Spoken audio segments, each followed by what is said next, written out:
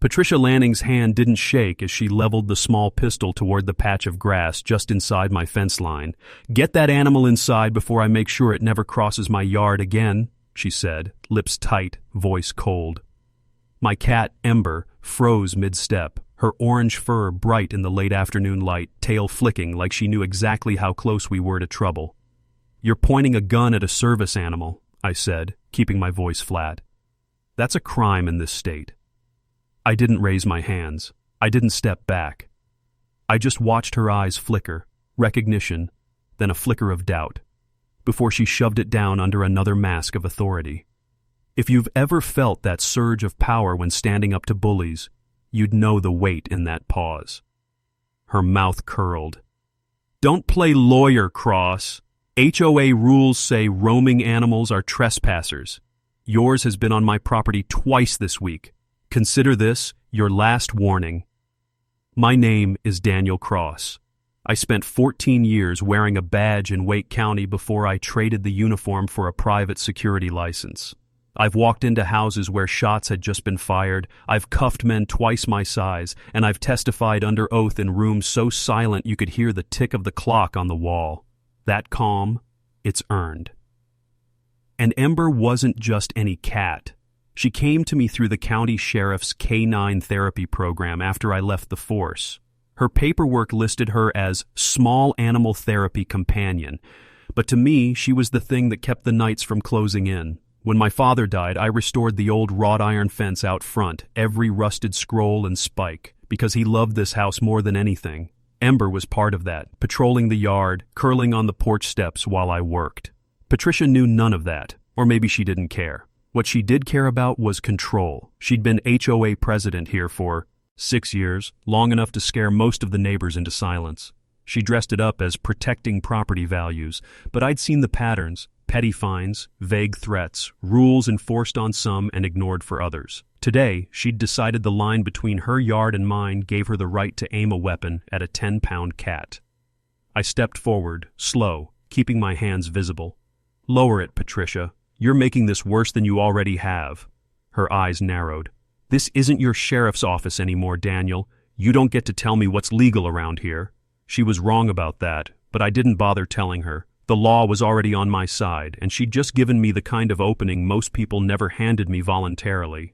I made a mental note of the time, the light, her stance, the way the pistol was held just off-center in her grip. Those details would matter later. Ember darted back toward the porch, tail puffed, paws silent on the grass. Patricia finally lowered the gun, sliding it back into the oversized purse she always carried. "Keep her in, or next time I won't be so patient." I let her walk away. I watched the set of her shoulders, the way she didn't glance back. My gut told me this wasn't the end of it. It was just her opening shot, literal and figurative. The breeze rattled the leaves in the oak down the street. Somewhere, a lawnmower started up, the sound muffled by distance. Life in this neighborhood had a way of pretending nothing was wrong, even when it was. But I'd been here long enough to know that when Patricia decided you were a problem, she wouldn't stop until she thought she'd won. I leaned on the fence, running my palm over the cool painted iron. My father's work, my work now. This fence wasn't just a boundary. It was a promise that this property would be defended. Inside, Ember jumped onto the windowsill, eyes fixed in the direction Patricia had gone. I couldn't tell if it was fear or curiosity in her gaze, maybe both. The sun was sliding lower, the shadows stretching across the street, and I could feel that quiet shift, the one that comes right before the next move. Patricia had drawn her line. She thought I'd retreat like so many others had. She didn't know me yet. The next morning, I walked the neighborhood like I always did. Slow loop around the cul-de-sac, past the row of mailbox clusters, up toward the man-made pond that the HOA bragged about in every newsletter. It should have been quiet. Instead, the usual small talk was missing. People nodded politely but didn't stop, their eyes flicking toward the pavement or anywhere that wasn't me. That was Patricia's work. She didn't need to say much to make a message stick. A muttered comment at a meeting, a concern raised in one of her weekly emails, and suddenly you were someone the rest of the community avoided. I'd seen her do it to a couple down the block, accuse them of violating landscaping standards because their azaleas bloomed the wrong shade of pink. They paid the fin, then sold their house inside of 6 months. Halfway down Willow Trace, I slowed when I passed the Thompsons' place. Their front door had a bright orange notice taped to the glass. I didn't need to get close to know it was a violation slip. Same HOA letterhead, same legal-sounding language, same threat of daily fines. I made a note of it in my head. This wasn't just about Ember anymore. A sharp whistle cut through the air. Across the street, Mr. Chen was standing on his porch, waving me over like he was debating whether to call my name. I crossed, stepping up the 3 stairs to where he stood. "She's been at it all week," he said quietly, glancing toward the street like Patricia might materialize.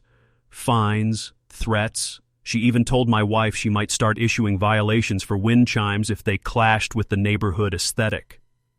I asked if he'd gotten anything in writing. He hesitated, then shook his head. "Not yet, but she's building something. You can feel it." He wasn't wrong. The air here had that same heaviness I'd felt in certain precinct hallways, when someone was under investigation and didn't know it yet, when every conversation was measured, every movement tracked. Patricia ran the HOA like it was her personal jurisdiction. By the time I got back to my place, the breeze had picked up, rattling the iron fence. Ember was sprawled in the patch of sunlight near the gate, perfectly still except for the flick of her tail. She lifted her head when I walked up, as if to confirm I was still here. The envelope was wedged in the slats of the fence, HOA logo stamped at the top, urgent in bold red letters. I pulled it free, slid it open with my thumb. Inside was a formal notice of animal trespass, complete with date-stamped photos of Ember sitting on the strip of grass between my fence and Patricia's driveway. The letter cited a section of the HOA rules about domestic animals roaming beyond the confines of their owner's property, with a $75 fine and a warning that repeat offenses may be referred to legal counsel. I studied the photos. One was taken from inside a car, the reflection of the dashboard faint in the glass. The other was from a high angle, Patricia's upstairs window most likely. It was more than overreach. This was surveillance. I dropped the papers on my desk and opened my laptop. I kept a log for my work. Incident dates, times, context. I typed in yesterday's confrontation, noting the gun, the exact words, the way she'd stored it in her purse. Then I added the letter and the photos, marking the source as HOA president. This wasn't just building a record for myself. It was habit, gathering, storing, connecting. In my old job, patterns were everything. You learned that isolated events could be dismissed, but patterns had weight. Patterns got attention. From my office window, I watched Patricia's SUV roll past my driveway. She didn't look my way, but the slow speed was deliberate. She wanted me to know she was paying attention. The neighborhood wasn't large, 62 homes, most on quarter-acre lots, the kind of place where you could wave at your neighbor from your kitchen window if two. The angle was right. It had a clubhouse, a community pool, and a small playground, all paid for by dues. On paper, it was the picture of middle-class order. In practice, it was whatever Patricia decided it was. I thought about the Thompsons, about Mr. Chen, about the orange notice. This wasn't just harassment, it was an operating method. She picked her targets, squeezed until they either complied or left. Ember leapt onto my desk, padding over to sniff the letter before curling up against my arm.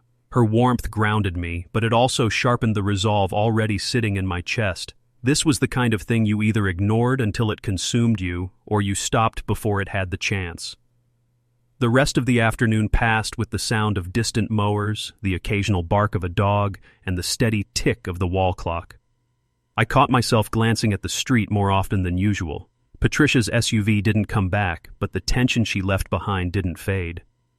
By sunset, the street lamps clicked on, casting pale cones of light onto the sidewalks. Somewhere across the neighborhood, I heard a gate slam, followed by muffled voices. It was the kind of sound that might have been nothing, or might have been the next step in whatever Patricia thought she was building. I leaned back in my chair, eyes on the iron fence outside. This wasn't going away. The Saturday farmers market always drew a good mix of the neighborhood. Families with strollers, retirees hauling canvas bags of produce, teenagers picking through craft stalls. I went mostly for the fresh coffee and the peace of being somewhere Patricia's shadow didn't usually stretch. That morning, the air smelled of roasted beans and kettle corn, sunlight cutting through the white vendor tents. I was halfway through my first cup when I saw Evan Mallory. He was at the baked goods table, paying for a loaf of sourdough, his HOA treasurer badge still clipped to his belt like he'd forgotten to take it off after whatever meeting he'd been at. He noticed me, offered a polite nod, then hesitated like he might cross over. Instead, he shifted the loaf under his arm and studied the stall's display of muffins a little too intently. It wasn't avoidance so much as calculation. I'd seen the look before, someone weighing whether a conversation would cost more than it was worth. I decided not to press, just drifted closer, as if I was interested in the same table. "Morning," I said. His eyes flicked to mine, then away. "Hey, Daniel." He kept his tone neutral, but his grip on the paper bag was tight enough to crinkle it. The woman running the stall asked if we needed anything else. We both shook our heads. When she turned to another customer, Evan lowered his voice. "I heard about yesterday." His jaw worked like he was chewing something sour. "That shouldn't have happened." I studied him for a beat. "You were there?" He shook his head. "No, but word gets around fast. And Patricia's been talking about your cat for a while." That explained some things. "Talking how?" He glanced over his shoulder. Patricia wasn't there, but the reflex said enough. "Says it's a liability issue. That letting it roam will open the HOA to lawsuits. She's been pushing for the board to take a strong stance." He made air quotes, like the phrase itself tasted wrong. His shoulders were tense, posture angled slightly away from me, as though just being seen in conversation was a risk. The signs were clear.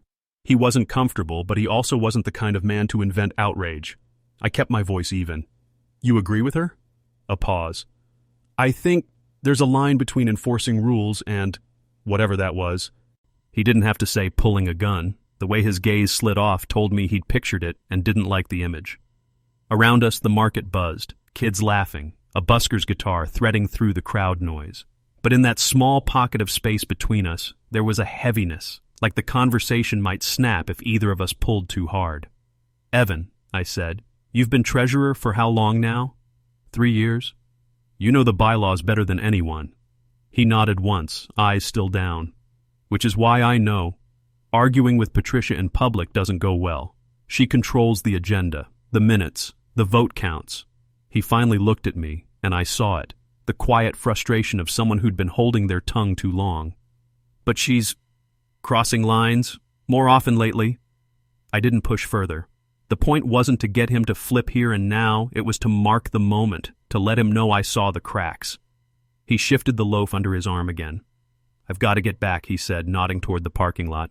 "Budget review next week." I let him go, watched him weave through the crowd, shoulders tight until he reached his car. He glanced back once before getting in. On the walk home, I thought about that glance. Evan was trapped in a system Patricia had built to keep dissent quiet, but the fact that he'd even opened the door a crack to speak to me, that mattered. The sky had clouded over by the time I reached my street, the air heavy with the promise of rain. Ember was in the front window, watching like she'd been keeping guard. I unlocked the door, let her wind around my legs before heading for the kitchen. From the sink I could see the Thompsons' house, the orange notice still taped to their door. It struck me how visible those slips were, how they worked not just as official warnings, but as public shaming. Patricia understood optics. That meant she'd understand how they could be used against her. I made a mental note.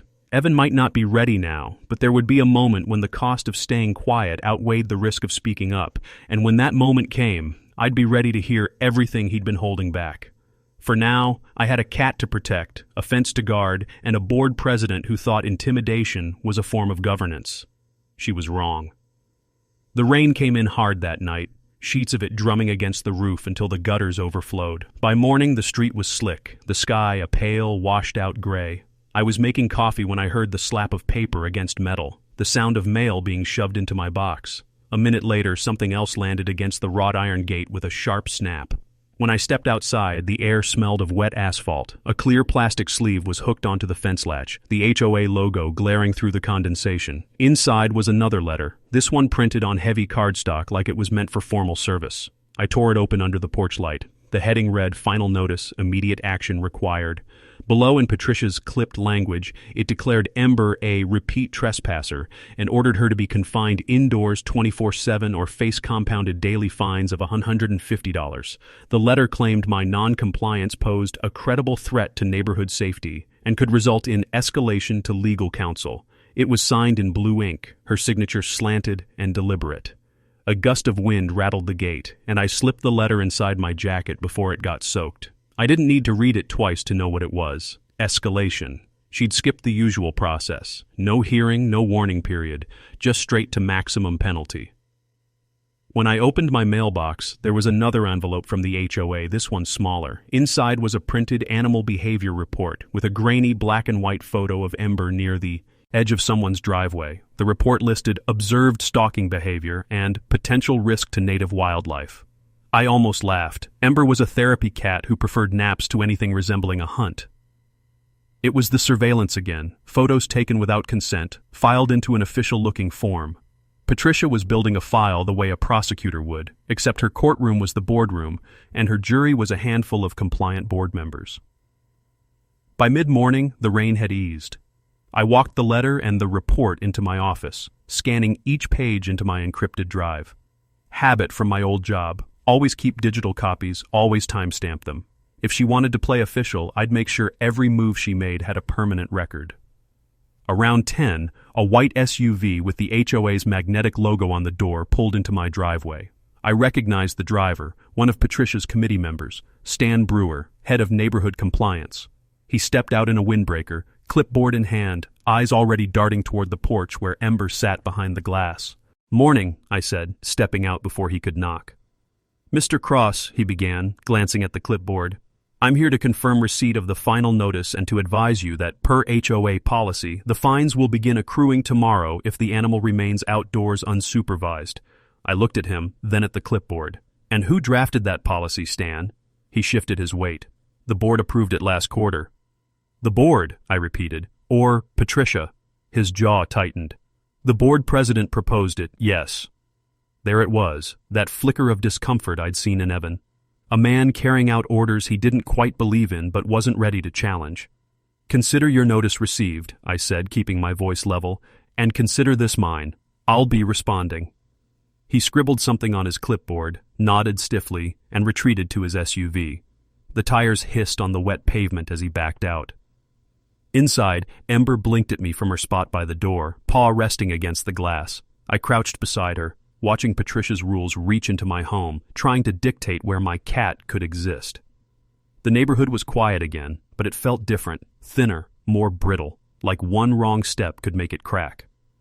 I spent the afternoon checking the HOA bylaws, not because I expected to find a magic loophole, but because knowing the exact language mattered. The sections on animals, fines, and enforcement all required notice and a hearing before penalties could start. Patricia had skipped the hearing entirely. It was a procedural flaw, small but real. And procedural flaws, when documented and exposed, had a way of eroding authority. By sunset, I'd updated my log with every detail: Stan's visit, the new letter, the lack of hearing. The iron fence glistened in the fading light, drops clinging to its black curves. My father would have called it weathering well. This wasn't over. Patricia thought she was tightening the leash. All she was doing was leaving tracks.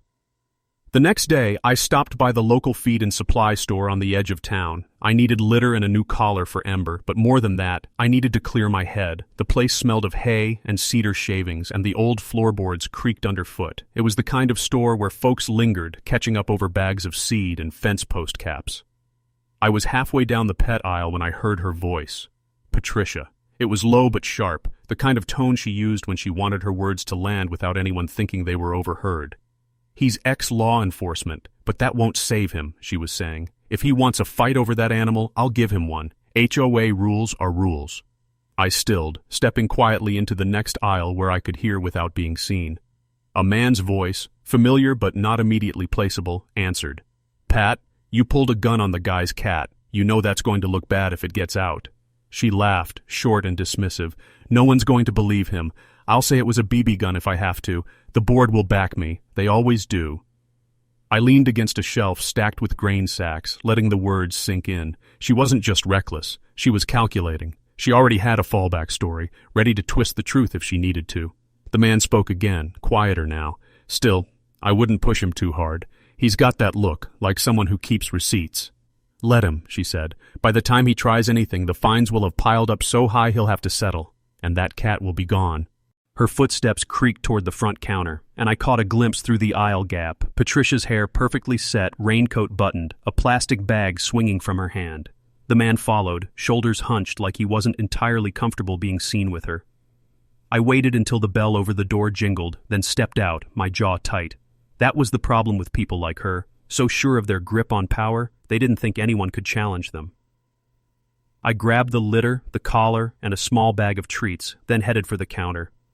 The kid at the register rang me up, oblivious to the small storm still brewing in my head. I paid in cash, stepped back out into the cool air, and scanned the parking lot. Patricia's SUV was already pulling away, turning toward the main road.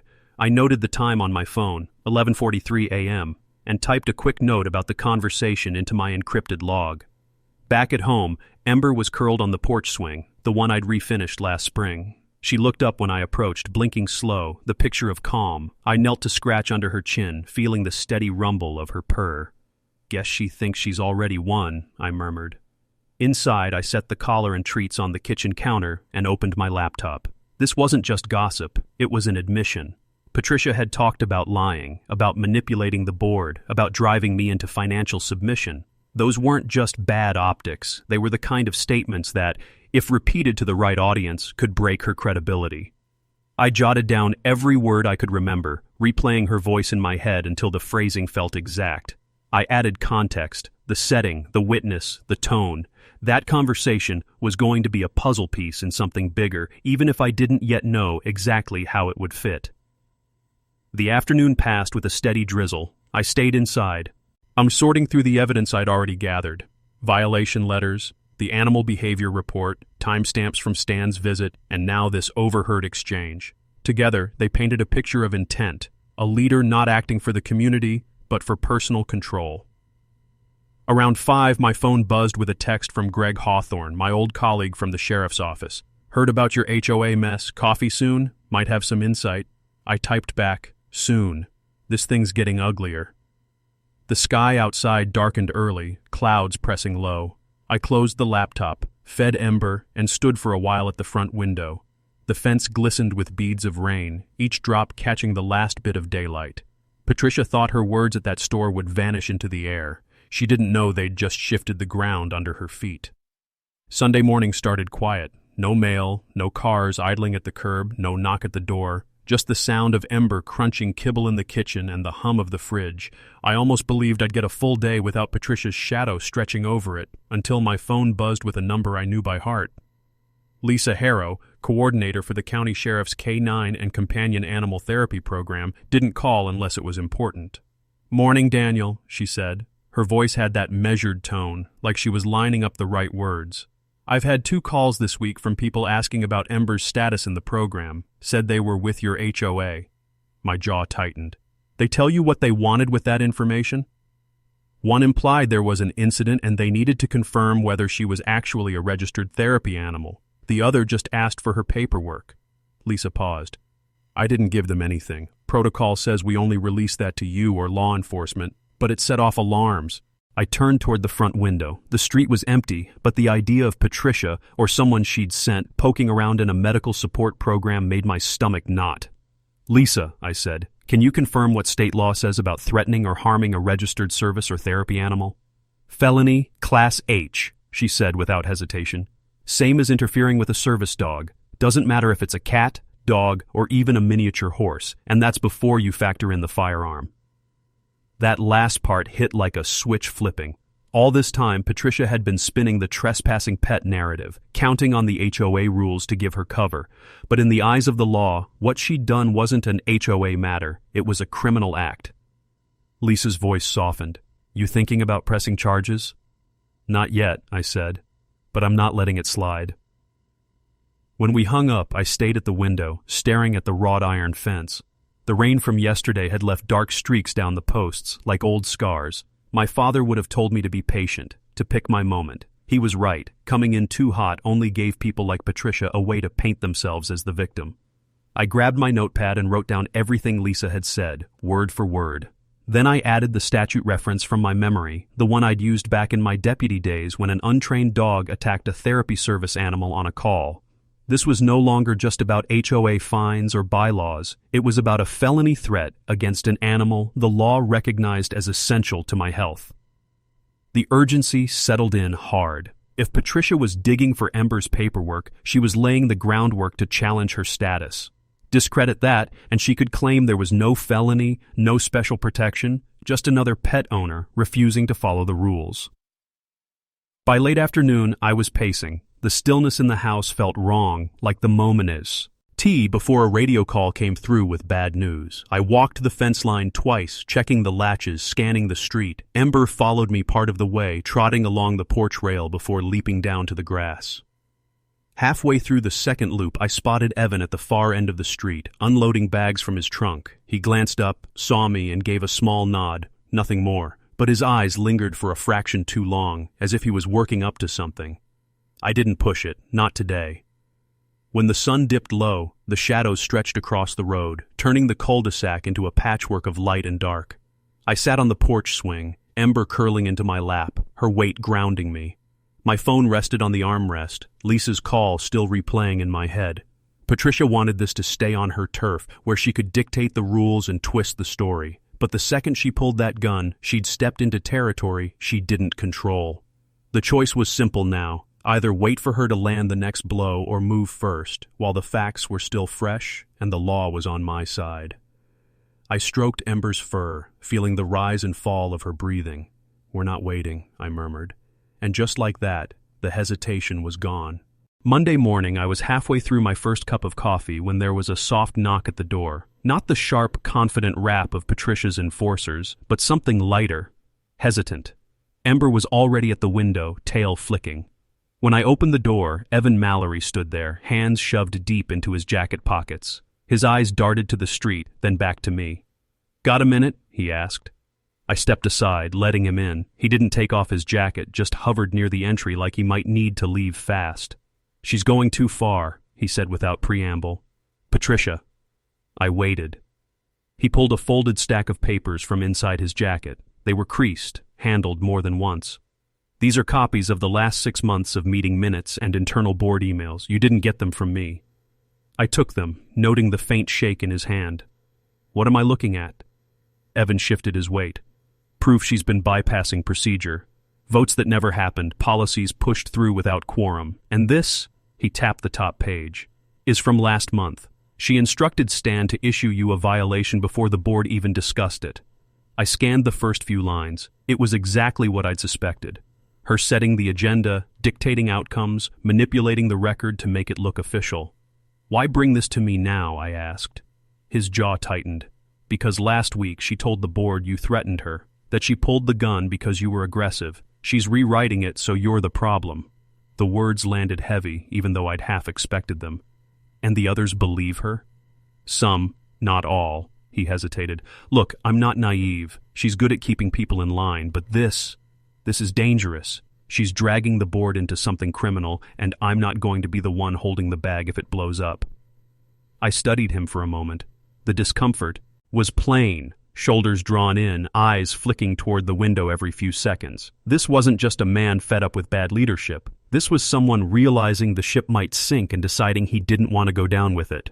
"These are clean copies?" I asked. "Printed from my home computer. Originals are on the board's cloud drive, but she controls the access logs. If she sees me downloading too much at once, she'll know."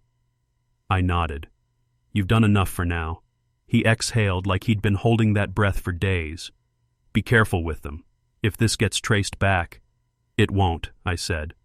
He gave one more glance toward the street, then slipped out the door. I watched him walk to his car, shoulders still tight, and drive off without looking back. Inside, I carried the stack to my office. Ember padded in behind me, leaping to her usual spot on the windowsill. The first email chain was exactly the kind of smoking gun I'd hoped for.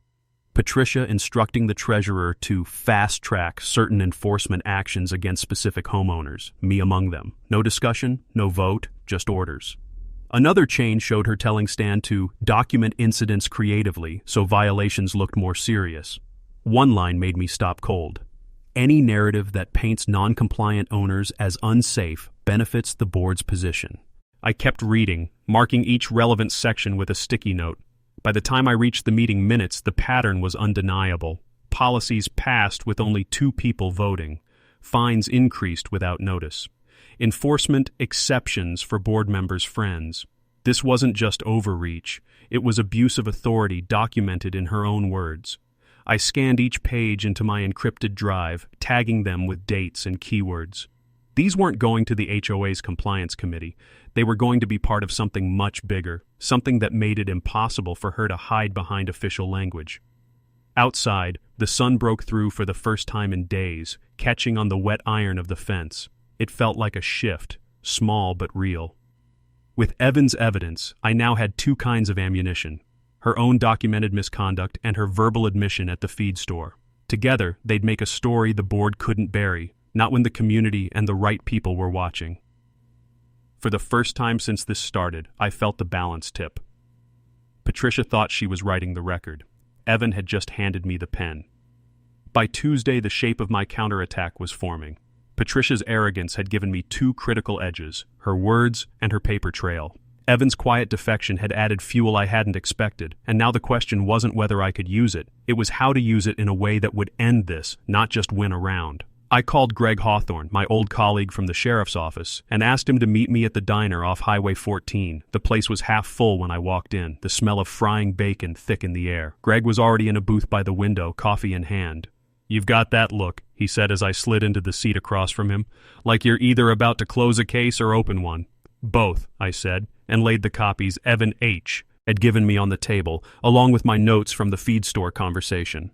Greg read in silence, his brow furrowing deeper with each page. "This isn't just bad governance," he said finally. "It's manipulation. And that threat to the service animal, that's serious. She's walking herself into a felony." "That's what I needed to confirm," I said.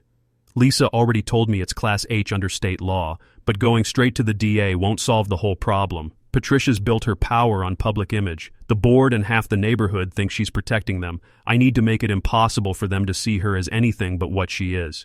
Greg leaned back, drumming his fingers against the coffee cup. "Public exposure." "Exactly. Not a slow leak, not whispers. A clean, undeniable story that hits all at once. Her words, her actions, her abuse of authority. If it airs before she can control the narrative, she's done." "You have a contact for that?" I nodded. "Marissa Tate at Channel 7. She owes me a favor. Last year I gave her a tip that broke open a fraud case. If I give her this, timelines, documents, witnesses, she'll run it, and she won't soften it." Greg glanced around the diner before leaning in. "Then you need corroboration from more than just you and Evan. The station will want at least one other voice on record." "I've got leads," I said. "The Thompsons, maybe Mr. Chen. People who've been hit with her selective enforcement." He sipped his coffee. "And timing. There's a board meeting next Thursday. If the story airs that morning, it'll be the first thing on everyone's mind when they walk into that room." Greg smiled faintly. "That's how you get the knife in without pulling it back." I left the diner with the plan solidifying in my head. Step 1, compile everything into a single airtight packet. Step 2, get Marissa on board. Step 3, secure supporting statements from other residents. Step 4, line up the release with the board meeting.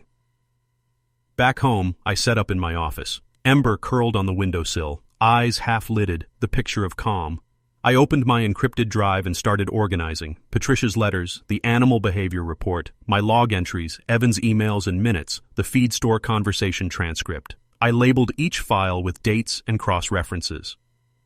By mid-afternoon, I had a chronological narrative that told the story without me having to embellish a word. Patricia had done all the work for me. Every overreach, every abusive process, every reckless threat documented in her own words or through her own actions. The next step was risk assessment. If Marissa ran the story, Patricia would come at me hard. Threats of defamation, maybe even a counter-complaint. I needed to make sure every piece was verifiable and that any statement was backed by evidence or a witness. I picked up the phone and called the Thompsons. Mr. Thompson answered, his voice wary until I explained I was putting together a record of HOA overreach and that they weren't the only ones. By the end of the call, he'd agreed to talk off-camera to Marissa's team and confirm the notice they'd received had skipped required procedure. That night, I sat on the porch swing with Ember on my lap, the air cooling as the last of the daylight faded. Across the street, a few porch lights blinked on, one by one. The neighborhood looked calm, but I could feel the undercurrent. People were tired of the constant tension. Patricia believed she could keep that tension working in her favor. I was about to show her what happened when the current reversed. Wednesday morning, I started the preparation phase in earnest. Every piece of evidence I had was solid, but it needed to be more than a pile of documents. It had to be a narrative that no one could pick apart, even under pressure. I began with the visual record. The 2 photos Patricia had used in her animal behavior report went first. Side by side, they told a different story than she intended. Ember sitting calmly on grass, clearly nowhere near threatening anyone or anything. I overlaid them with timestamps from my home security footage that showed her returning to my porch within minutes. Next came the letters. I scanned them into a single PDF, highlighting phrases where Patricia had either misquoted the bylaws or skipped required steps. The final notice was marked in bold red, complete with her signature and the absence of any record of a hearing.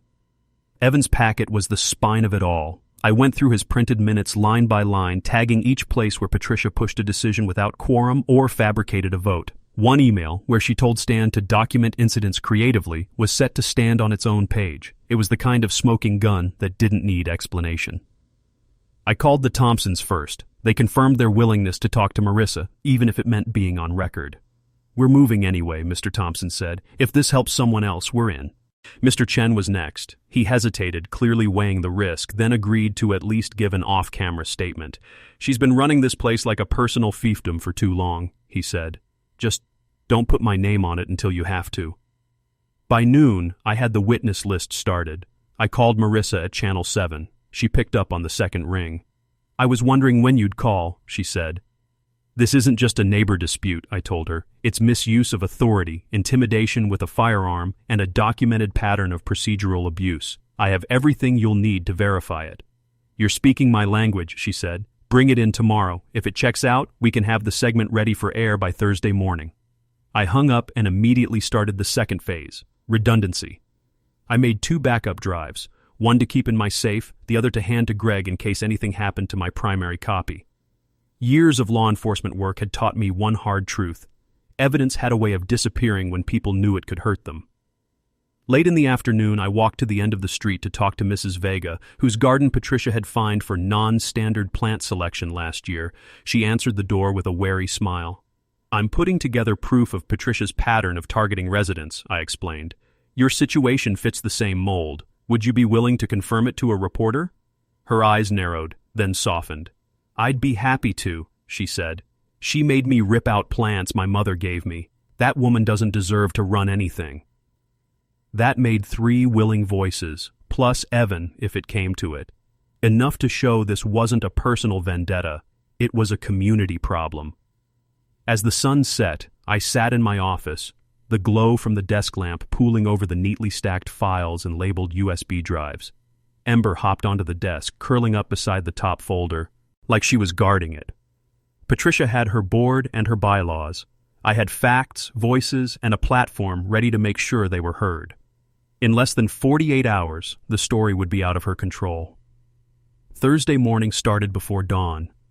I was in the kitchen grinding coffee when Ember padded in, tail curling around my leg. Outside, the street was still dark, the houses shadowed under a low ceiling of clouds. Today was the day everything moved from preparation to execution. I loaded the evidence packet into a plain manila envelope, no markings, nothing to draw attention, and slid it into my shoulder bag along with one of the backup drives. The other drive stayed locked in the small safe bolted to the floor in my office. By 7, I was pulling into the back lot of Channel 7's downtown office. The air smelled faintly of rain, and the pavement was slick underfoot. Marissa met me at the side entrance, ushering me in with a brisk nod. "You brought it all?" she asked, as we stepped into the quiet hum of the newsroom. "Everything you'll need to fact-check and more," I said, handing over the envelope. She led me to a small conference room where 2 of her producers were waiting. We spread the documents across the table, letters, reports, emails, the highlighted bylaws, my notes on the feed store conversation. I'd organized them so the timeline was unavoidable, the escalation clear. Marissa picked up the final notice letter first, running her finger over the date. "No hearing before fines," she murmured. "That alone is a procedural violation." The producer beside her tapped the page showing Patricia's instruction to document incidents creatively. "This is damning," he said. "I have 3 residents willing to speak," I told them. 2 on camera, 1 off. All have been targeted under similar circumstances. Marissa's eyes met mine. "We'll film them this afternoon. If all goes as planned, this airs at 8 a.m. tomorrow. That gives it 4 hours to circulate before your HOA meeting." That was the window I wanted. By the time Patricia took her seat at the head of that table, she'd already be on the defensive in front of the entire community. Back at home, I shifted to the second part of the plan, positioning. I called Greg, confirmed he'd be at the meeting with his phone ready to record reactions in the room.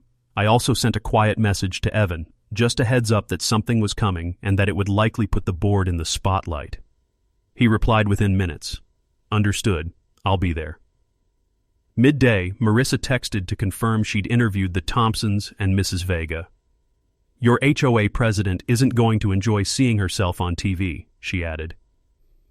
I stepped outside to check the fence. The iron was cool under my palm, still damp from the morning mist. Across the street, Patricia's SUV wasn't in the driveway, but the blinds in her front window were tilted just enough to suggest someone was watching. I didn't care. If she suspected something, there was nothing she could do to stop it now. In the late afternoon, I went through my notes one last time, rehearsing the order of events in my head.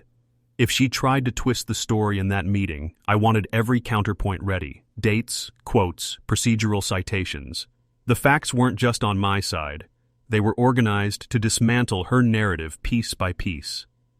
As night fell, I sat on the porch swing with Ember curled in my lap, the air thick with the smell of rain on warm pavement. Somewhere down the block, a dog barked twice before going silent. The neighborhood felt still, but I could feel the tension under it, the way a storm hums before it breaks. Tomorrow morning, the first crack in Patricia's control would be public, visible, undeniable. The rest would play out under the harsh light of her own making. The next morning, I was at my desk by 7, coffee in hand, laptop open to Channel 7's live stream. Ember perched on the windowsill, tail swishing as the opening credits rolled. Marissa's face filled the screen, her tone measured but with that edge she used when a story mattered.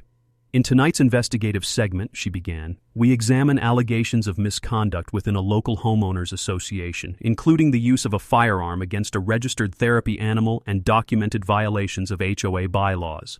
They didn't ease into it. The first clip was the final notice letter, Patricia's signature in clear view, followed by the grainy photos from the animal behavior report. Then came Mrs. Vega, her voice steady as she described being fined for her garden. The Thompsons appeared next, holding up their bright orange violation slip. And then the line from Patricia's own email appeared on screen in bold text. "Any narrative that paints non-compliant owners as unsafe benefits the board's position." I didn't smile. I just felt the shift, like a lever clicking into place. By the time the segment ended, the neighborhood's group chat was lighting up on my phone. Short bursts of outrage, questions about procedures, demands for an emergency meeting. Patricia wasn't in control of the narrative anymore. I left for the HOA meeting 15 minutes early, evidence packet under my arm, Greg walking in with me. The community hall buzzed with conversation, neighbors in tight clusters, voices low but sharp. A few glanced my way, some with quick nods, others just watching.